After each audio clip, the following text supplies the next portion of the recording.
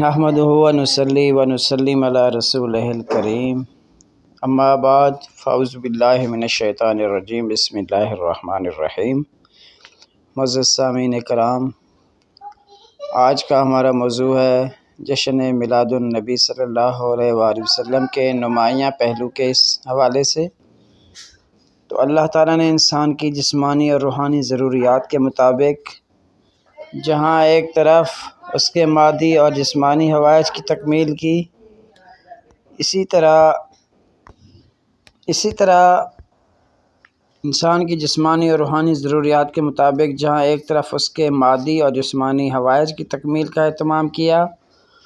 وہیں بقائے حیات کی خاطر اسے ایسی ہدایت اور رہنمائی سے بھی بہرہ مند فرمایا جس سے وہ اپنی اخلاقی اور روحانی زندگی کے تقاضوں سے کم حق و عہدہ برآ ہو سکے۔ قافلہ رشد و ہدایت کا وہ نورانی اور روحانی سفر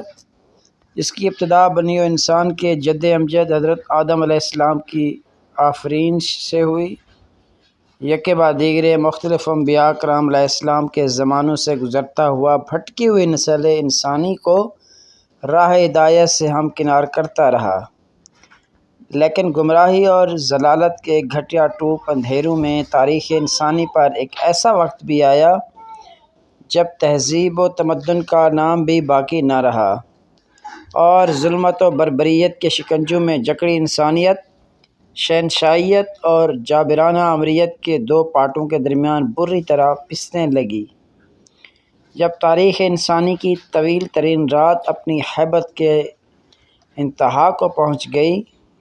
تو قانون قدرت کے مطابق ظلمت سے شب کے دامن سے ایک ایسی صبح درخشاں طلوع ہوئی جو قیامت تک کے غیر فانی اور سرمدی اجالوں کی نقیب بن گئی۔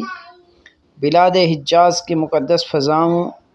نعرہ توحید کی صداؤں سے گونجنے لگیں۔ وادی مکہ میں اس نادر روزگار ہستی کا ظہور ہوا جس کے لیے چشم فلک ابتدائے آفرینش سے منتظر تھی اور روح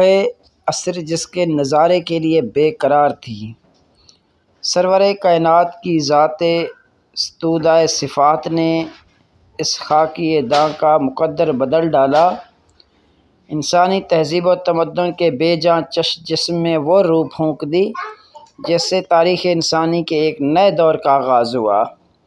محسن انسانیت صلی اللہ علیہ وآلہ وسلم کے وجود اقدس میں حسن و جمال ایزدی کے جملہ مظاہر اپنی تمام تر دل آویزیوں اور رعنائیوں کے ساتھ یوں جلوہ گر ہوئے کہ تمام حسینان عالم کے سراپے ماند پڑ گئے اور شاعر کو بے اختیار کہنا پڑا کہ سر سے پاؤں تک جہاں بھی میں دیکھتا ہوں حسن سراپا کی تجلی دل کے دامن کو اپنی طرف کھینچ لیتی ہے۔ میلاد مصطفیٰ کی اس صبح اولین سے اب تک 14 صدیوں سے زیادہ کا عرصہ بیت چکا ہے، لیکن آج بھی جب اس عظیم ترین ہستی کے پردہ عالم پر ظہور کا دن آتا ہے تو مسلمانان اسلام میں مسرت کی خوشی لہر دوڑ جاتی ہے۔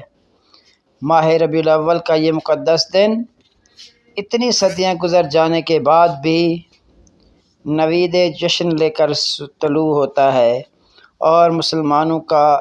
سواد اعظم اس روز سعید کو بڑھ چڑھ کر مناتا ہے۔ اسی طرح